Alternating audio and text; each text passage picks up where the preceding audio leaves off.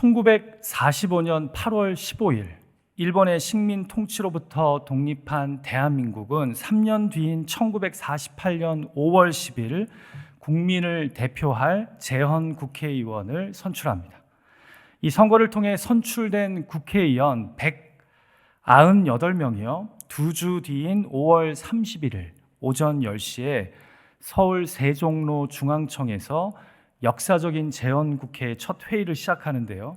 이때 모인 국회의원 중에 가장 연장자인 이승만 박사가 재헌국회의 임시의장으로 추대되고요. 의장석에 오른 이승만 박사는 제일 먼저 이런 발언을 공식적으로 합니다.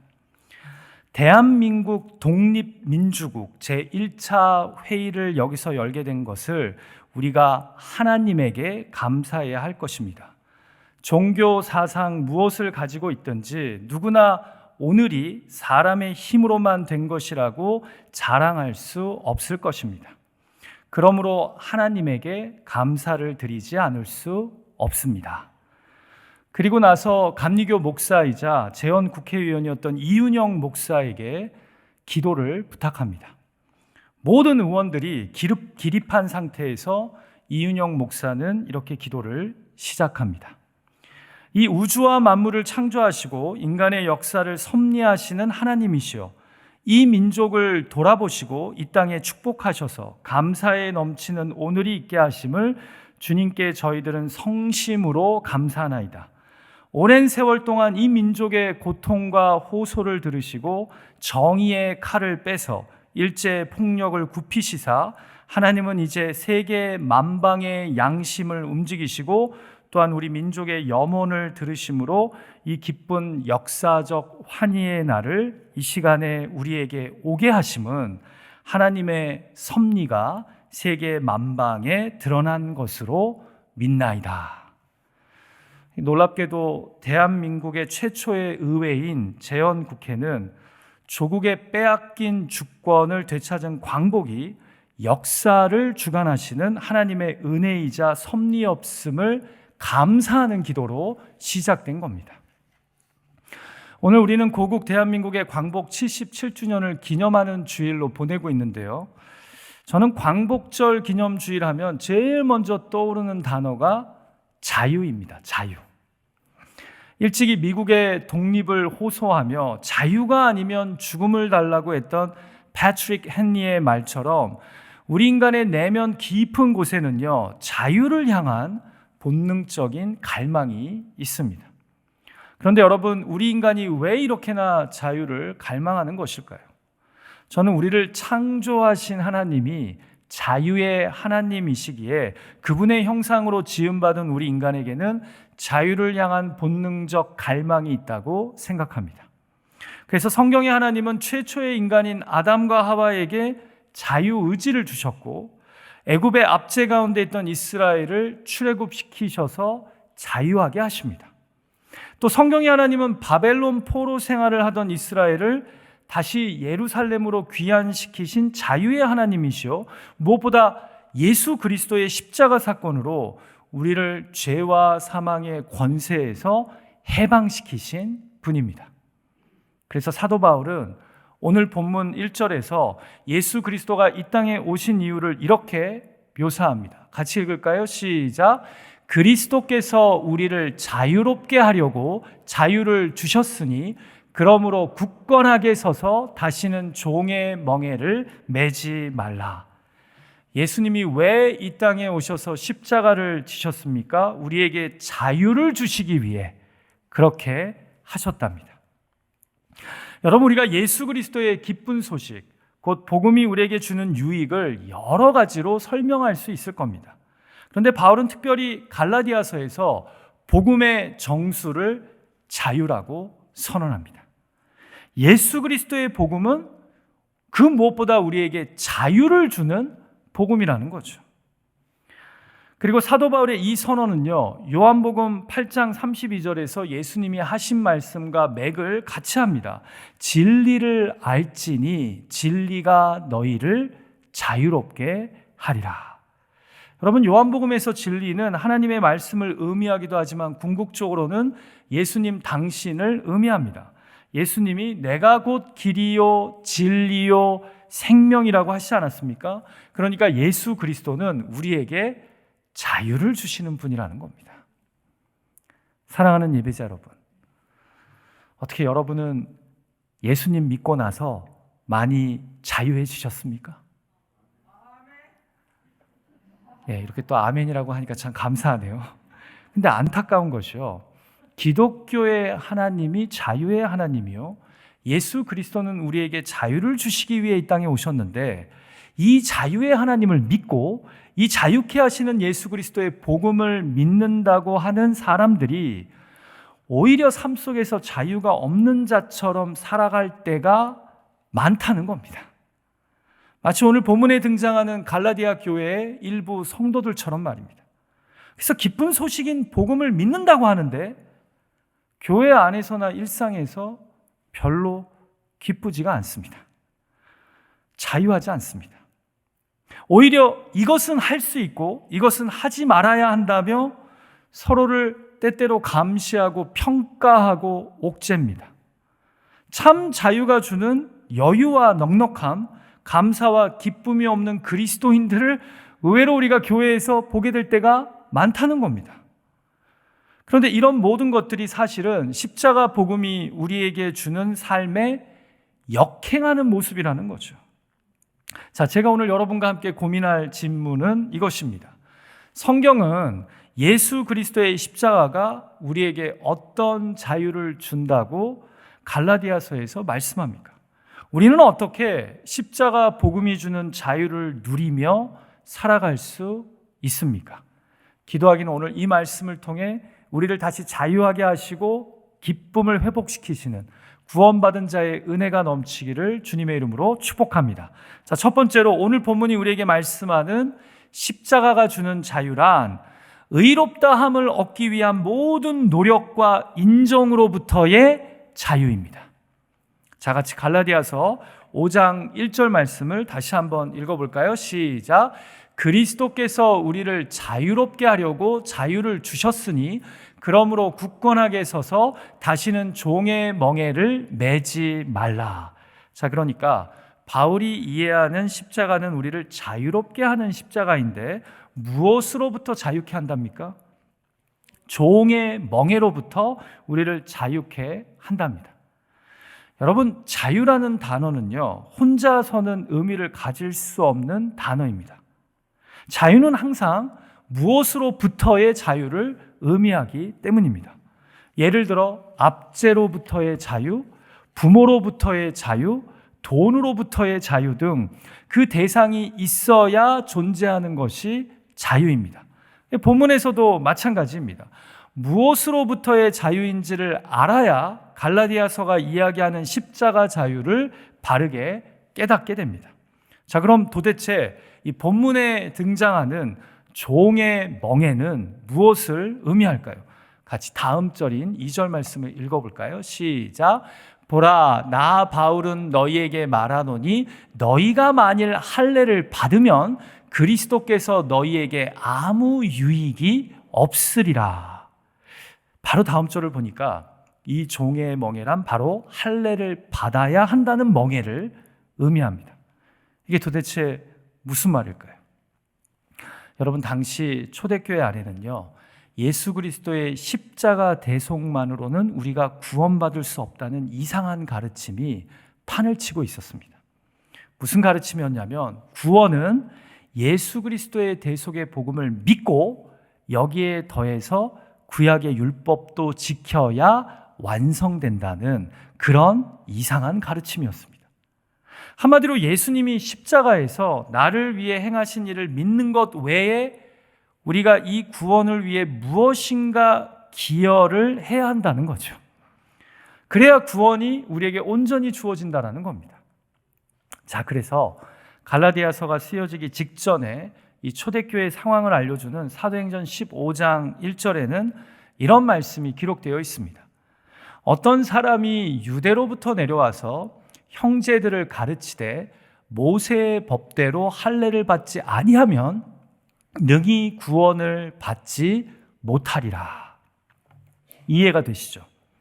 그러니까 모세의 법, 그 율법에 적힌 대로 할례를 받아야 구원이 완성된다고 이방인 교회들에 가서 가르치는 유대계 그리스도인들이 있었다라는 겁니다. 여러분, 이게 얼마나 답답하고 안타까운 상황입니까? 인간은 결코 행함으로 의롭다함을 얻을 수 없는 연약한 존재임을 아시고 하나님이 독생자 예수 그리스도를 이 땅에 보내셔서 우리의 죄를 대속하게 하심으로 자유를 주신 것 아닙니까? 그런데 그 자유를 누려야 할 인간이 좀 시간이 지나니까 다시 율법을 이야기하고 할례를 이야기하면서 너 그거 지켰어? 너 이거 했어?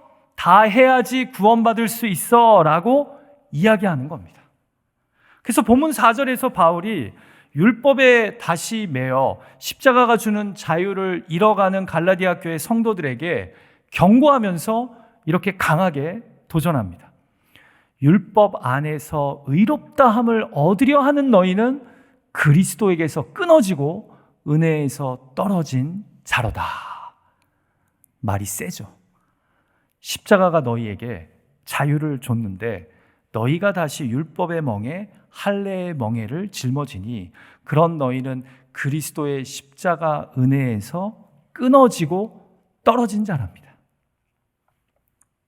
사랑하는 예배자 여러분, 저는 오늘날에도 이렇게 십자가 대속의 자유를 저버리고 다시 종의 멍에를 메고 신앙생활하는 분들이 있지 않나 고민하게 됩니다. 이런 분들은 자신의 구원과 신앙의 수준을요, 개인의 노력을 통해 계속해서 증명하려는 성향을 갖고 있습니다. 십자가 대속을 믿는 믿음만으로는 뭔가 불충분하다고 느껴져서 나의 열심과 수고로 내가 구원을 받기에 합당한 사람인 양 인정받으려고 합니다. 그러다가 내가 행여나 죄에 넘어 쓰러지면 열심히 교회 봉사를 하지 않으면 왠지 모르게 구원을 못 받을 것 같은 사람처럼 불안해합니다.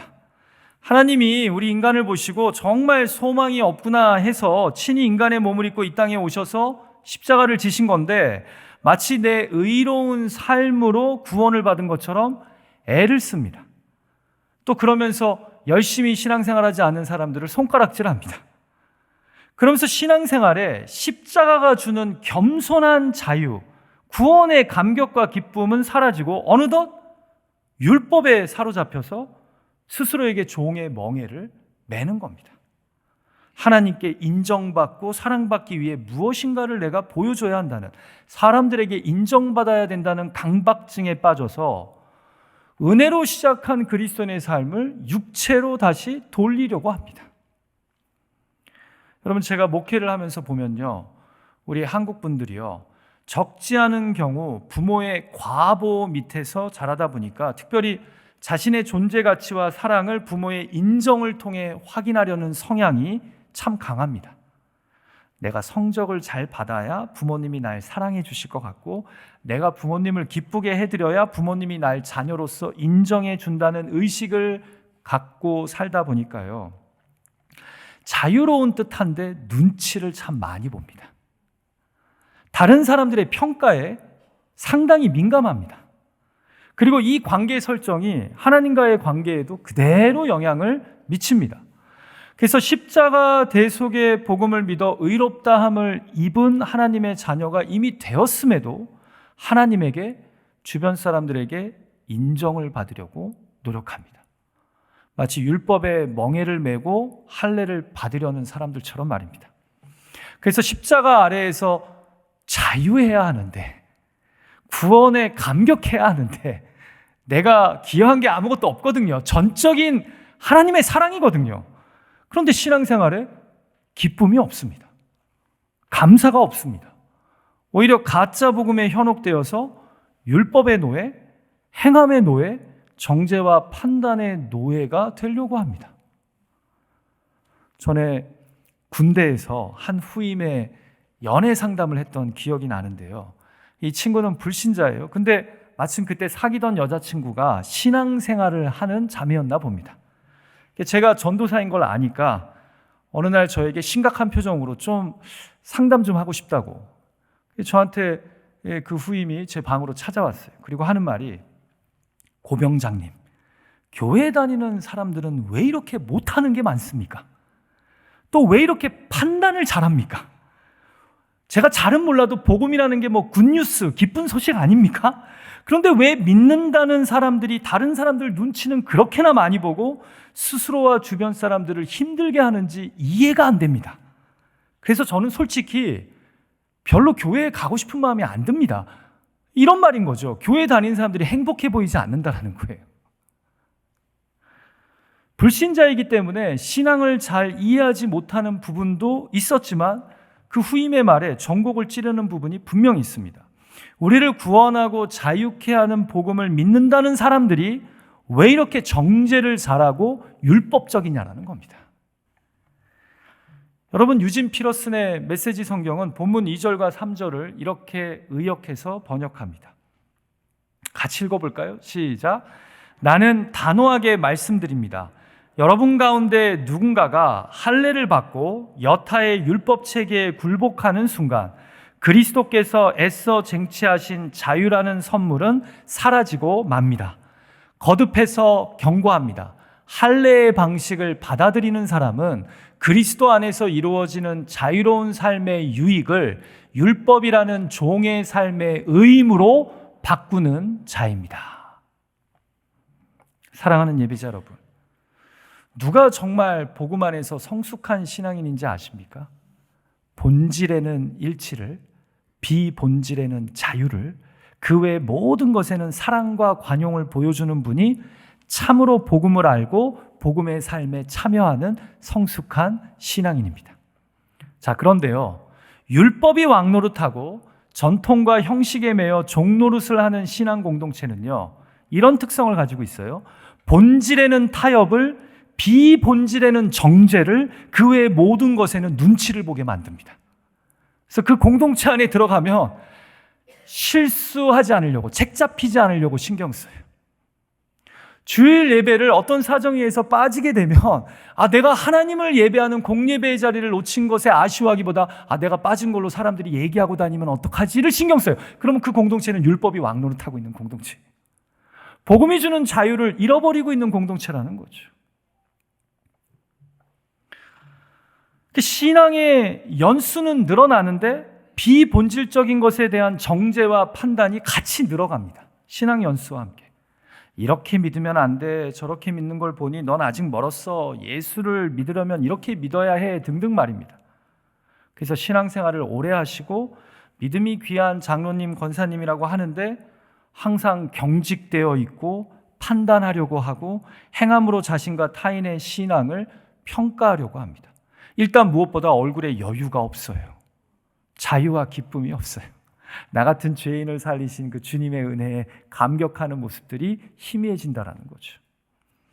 분명 은혜로 구원받은 죄인이라고 이야기하는데 말입니다. 우리 한번 옆에 있는 분 얼굴을 째려보지 마시고 사랑스러운 눈으로 한번 쳐다보면서 당신은 복음 안에서 자유하십니까? 한번 물어볼까요? 시작. 당신은 복음 안에서 자유하십니까? 여러분, 기독교 복음의 핵심은요, 정죄와 멍해가 아닌 자유와 기쁨입니다. 십자가는 또 하나의 굴레가 아니라 모든 굴레로부터의 자유인 줄 믿습니다. 부디 십자가 그늘 아래 은혜로 살아가십시오. 그리고 하나님을 기쁘시게 해드리는 삶을 여전히 사모하십시오. 주님이 나에게 베푸신 그 사랑의 빚을 갚으십시오. 그러나 인정받기 위해, 구원을 보장받기 위해 하지는 마십시오.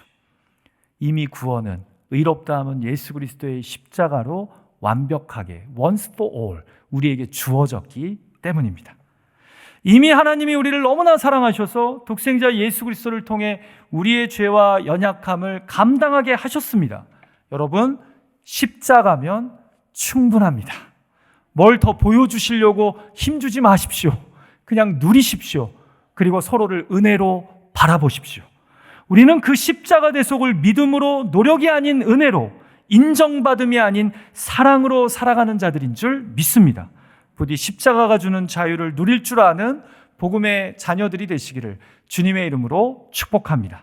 자, 마지막 두 번째로 예수 그리스도의 십자가가 주는 자유란 어떤 자유입니까? 십자가를 믿음으로 의를 소망하며 서로 사랑하는 자유입니다. 여러분, 우리가 십자가 복음이 주는 자유를 붙잡고 살아가다가도 때때로 우리의 연약한 모습, 부족한 모습에 흔들릴 때가 찾아옵니다. 내 삶이 복음에 합당하지 못한 모습을 보면서 나도 모르게 스스로의 구원을 부정하고 정죄하는 겁니다. 자, 그러면 또 자유가 사라지겠죠. 기쁨과 여유가 우리 삶에서 사라지겠죠. 솔직하게 내 요즘 살아가는 모습을 볼 때 전혀 구원받은 자의 모습이 보이지 않기 때문입니다. 그래서 다시 율법의 멍에를 엿보게 됩니다. 어떻게든 내가 구원받을 만한 사람임을, 하나님의 자녀임을 증명해 보려고 발버둥 치는 겁니다. 여러분, 그래서 아까 본문 1절에서 바울이 그리스도께서 자유를 주시려고 십자가를 지셨는데 왜 종의 멍에, 곧 율법의 멍에를 매냐고 하면서 뭐라고 합니까? 이미 예수님이 자유를 주셨는데 굳건하게 서서 다시는 종의 멍에를 매지 말라고 합니다. 자, 다시는 이라는 말은 우리가 십자가 대속의 은혜로 믿음 생활을 시작했다가 다시 율법으로 나의 노력과 인정받는 삶으로 돌아가려는 성향을 다분히 가지고 있다는 거예요. 그래서 다시는 돌아가지 말라는 거예요. 내 의로 구원을 증명하려는 유혹에 자주 빠지는데, 그러니까 흔들리지 말고 십자가 앞에만 굳건하게 서 있으라는 거예요. 자, 그러면서 바울은 우리가 어떻게 이 땅에서 십자가 자유를 누리며 살아갈 수 있는지 그 방법 두 가지를 말씀하는데요.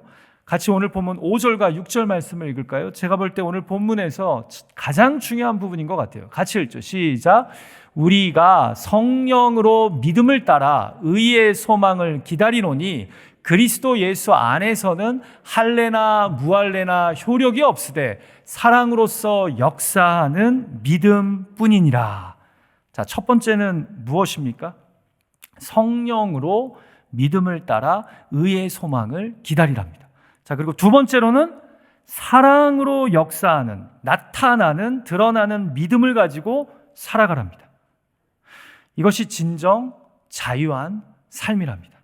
자, 핵심이 무엇이에요? 정리하자면 딱 두 개 단어로 정리될 수 있어요. 소망과 사랑입니다. 그런데 이 소망과 사랑이 어디에서 나온답니까? 십자가를 믿는 믿음에서 나온답니다. 이것이 우리가 연약함에도 불구하고 자유함으로 이 땅을 살아가는 비결이라는 겁니다. 자, 먼저 성령으로 믿음을 따라 의의 소망을 기다린다는 것은 무슨 뜻일까요? 여러분, 이 말씀의 강조점은요, 미래에 있어요. 그래서 기다리라 라고 하잖아요.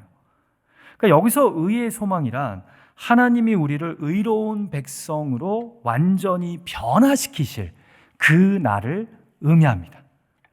그 날을 십자가를 믿음으로 소망하며 기다리라는 겁니다. 이미 십자가를 통해 우리에게 부여된 의이지만 아직 완전히 주어지지는 않은 그 의로움의 날, 그 성화의 날을 우리가 믿고 바라보며 기다려야 한다는 겁니다. 이미 이 구원은 십자가를 믿음으로 우리에게 주어졌지만 그때부터 의로운 성화의 삶이 출발되기 때문에 언젠가 우리가 그 의롭게 성화될 날을 소망하고 기다리며 오늘을 살아가야 된다는 거죠. 신학적으로 이것을 already but not yet 이라고 표현할 수 있습니다. 이미 십자가 대속의 은혜를 믿음으로 우리에게는 의롭다는 칭함이 주어졌습니다. 그러나 아직 완전히 구현된 것은 아니죠. 그래서 그 의의 소망의 날을 믿음으로 기다리며 오늘을 십자가의 자유로 살아가라는 겁니다. 때때로 넘어지는 나의 모습에 실망해서 다시 자유를 빼앗기지 말고 그 의의 날을 소망하며 언젠가 이 십자가 사건처럼 내가 정말 성화될 날이 찾아올 것을 믿고 오늘을 굳굳하게 자유인으로 살아가라는 거죠. 한마디로 하나님이 우리를 완전히 새 창조하실 그날을 성령 안에서 믿음으로 소망하며 오늘을 십자가의 자유로 살아가라는 겁니다.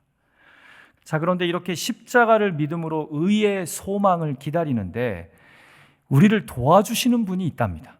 그분이 누구입니까? 바로 성령님이십니다. 그래서 본문에 보면 뭐라고 나와 있어요? 우리가 성령으로 믿음을 따라 의의 소망을 기다린다라고 하지 않습니까? 여러분, 내 자신을 보면 답답할 때가 있어요. 요즘에도 연약해서 또 넘어지고 방황하지만, 그럼에도 예배 가운데 나를 도우시고 감동 주시는 성령님의 감화 감동 역사하심이 있기에 우리가 의의 소망을 포기하지 않는 겁니다. 결국은 성령님이 우리를 지도하시고 인도하시며 계속해서 빚어가고 계시기 때문입니다. 여러분, 저도 스스로를 보면 답답하고 한심할 때가 왜 없겠습니까? 강단에서 말씀을 전하지만 그 말씀을 붙잡고 씨름하며 산다고 하지만 넘어지고 쓰러질 때가 왜 없겠습니까? 그럼에도 저는요, 의의 날을 소망합니다. 매 예배 때마다 성령님의 감화 감동 역사하심을 포기하지 않고 기대합니다.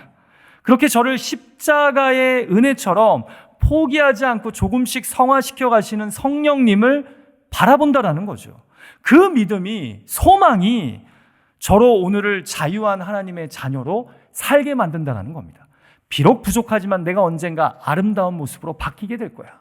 주님은 계속해서 성령님 안에서 나를 지금도 빚어가고 계셔 라는 그 소망으로 오늘을 담대히 살아간다는 거죠. 사랑하는 예배자 여러분, 중력이 인간을 붙들지 않으면 우리가 마음대로 걸어 다닐 수 없듯이 우리 그리스도인들은요, 십자가를 믿는 믿음이 우리를 붙들지 않으면 진정한 자유를 누릴 수 없습니다. 나를 대속해 주신 십자가, 나를 변화시켜가는 십자가, 나로 종국에는 하나님을 맞이하게 만들 그 십자가 대속을 믿는 믿음으로 우리가 오늘을 걸어갈 수 있다는 거예요. 자유인으로 살아갈 수 있다는 거죠. 부디 성령 안에서 십자가를 믿음으로 의의 소망을 향해 나아가는 저와 여러분이 되시기를 주님의 이름으로 축복합니다.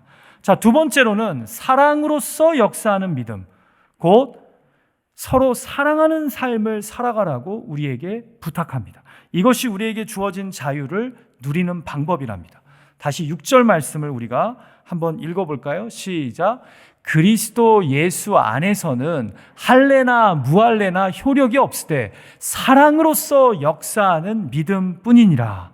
자, 그리스도 예수 안에서는 할례를 받았냐 안 받았냐는 아무 효력이 없답니다.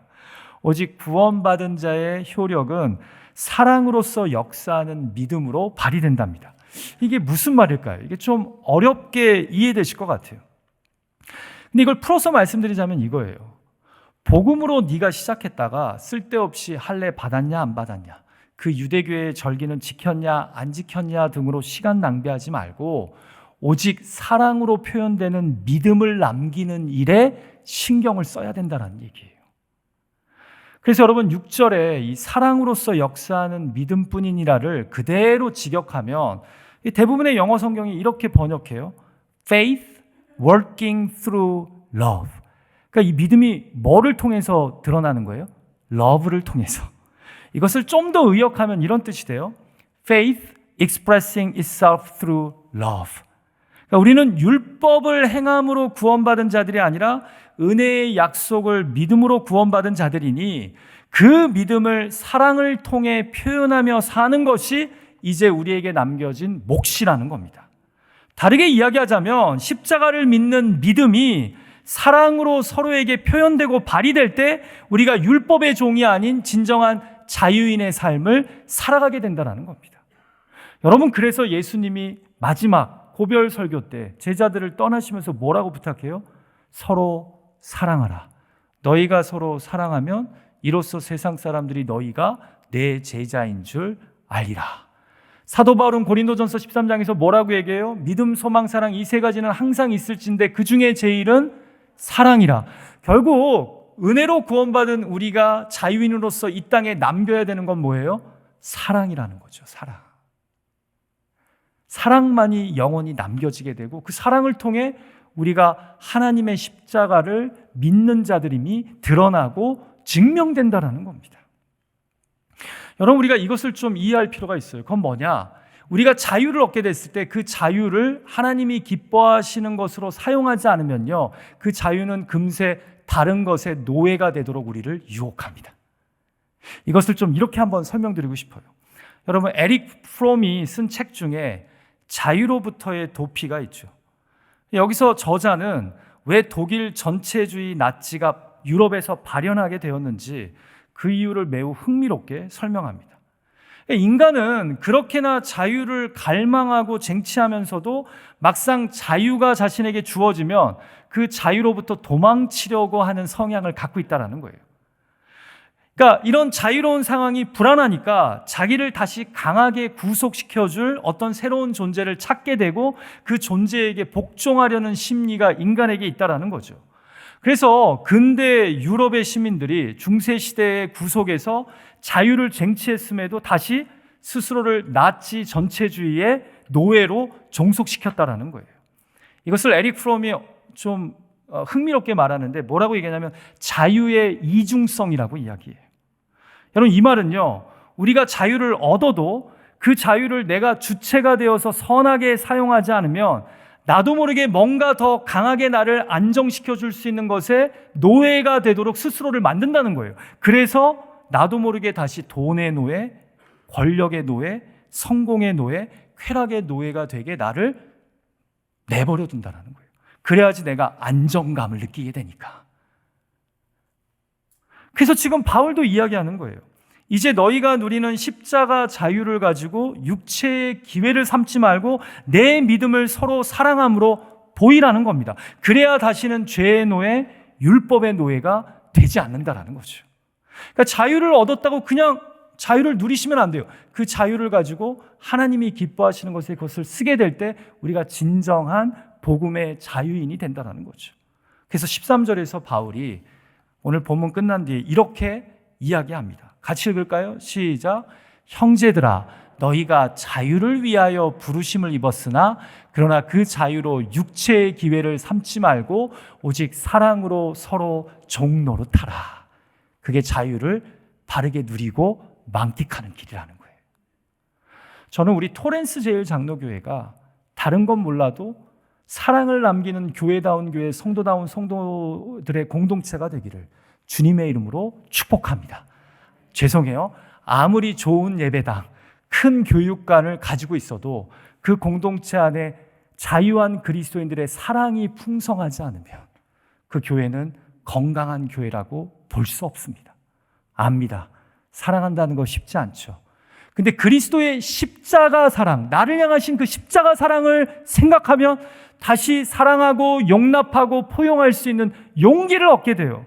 그래서 여러분, 요한일서 4장 19절에서 사도 요한이 이런 말을 하지 않았습니까? 우리가 사랑함은 그가 먼저 우리를 사랑하셨습니다. 그래서 십자가의 사랑을 우리가 묵상하면 묵상할수록 사랑할 수 없었던 영혼을 사랑하는 용기를 얻게 되고 가족을 사랑하게 되고 그리고 친구들을 용서하고 용납하는 일들이 우리 안에 일어나게 된다는 거죠. 갈라디아서는 우리에게 너희가 누리는 자유를 가지고 그렇게 서로를 사랑하라고 오늘 이 아침 우리에게 도전하는 줄 믿습니다. 말씀을 마칠까 합니다. 여러분, 갈라디아서의 결론 부분이라고 할 수 있는 6장 14절과 15절에서요, 바울은 참 복음이 주는 십자가 자유를 총정리하면서 이런 유명한 선언을 합니다. 다들 아실 거예요. 한번 같이 읽어볼까요? 시작. 내게는 우리 주 예수 그리스도의 십자가 외에 결코 자랑할 것이 없으니 그리스도로 말미암아 세상이 나를 대하여 십자가에 못 박히고 내가 또한 세상을 대하여 그러하니라. 할례나 무할례나 아무것도 아니로되 오직 새로 지으심을 받는 것만이 중요하니라. 아멘. 이게 무슨 뜻이에요? 내가 세상에 대해 못 박힌 것은 이제 내가 예수 믿기 전에 내가 내 인생의 주인이 되어 살았던 나의 옛사람이 세상적인 내가 주 예수와 함께 죽었음을 의미합니다. 그런데 세상이 나에 대해 십자가에 못 박혔다는 것은 무엇을 의미할까요? 바로 세상의 잣대와 기준이 나에 대하여 죽은 곳이 2000년 전 예수님의 십자가의 자리라고 선언하는 겁니다. 나를 올가매던 율법의 멍에가 죽은 것이 바로 십자가라는 거죠. 그래서 이제는 할례나 무할례에 매이지 않고 오직 서로 사랑함으로 새로 지음받아가는 것만이 중요하다는 겁니다. 그래서 6장 14절을 유진 피러슨의 메시지 성경은 이렇게 통찰력 있게 번역합니다. 들어보세요. 그러나 나는 우리 주 예수 그리스도의 십자가만을 자랑하겠습니다. 그 십자가로 말미암아 나는 이 세상에 대해 십자가에 못 박혔고 남을 기쁘게 하거나 남이 지시하는 하찮은 방식에 나를 끼워 맞추려는 숨막히는 분위기에서 나는 벗어났습니다. 그래서 십자가를 자랑한다라는 거예요. 저는 우리 토렌스 제일장로교회 예배자들이 실로 십자가가 주는 자유를 만끽하는 자들이 되시기를 주님의 이름으로 축복합니다. 구원을 인정받기 위해 노력하고 수고하는 것이 아니라 은혜로 구원받은 자임을 깨달음으로 감사와 기쁨이 삶 가운데 넘치고 남의 연약한 모습을 정죄하고 판단하려고 하기보다 그를 은혜로 바라봐주며 오직 사랑으로 서로를 종노릇하며 의의 날을 소망하며 나아가는 저와 여러분의 거룩하고 복된 인생이 되시기를 간절히 소망합니다. 같이 기도하죠.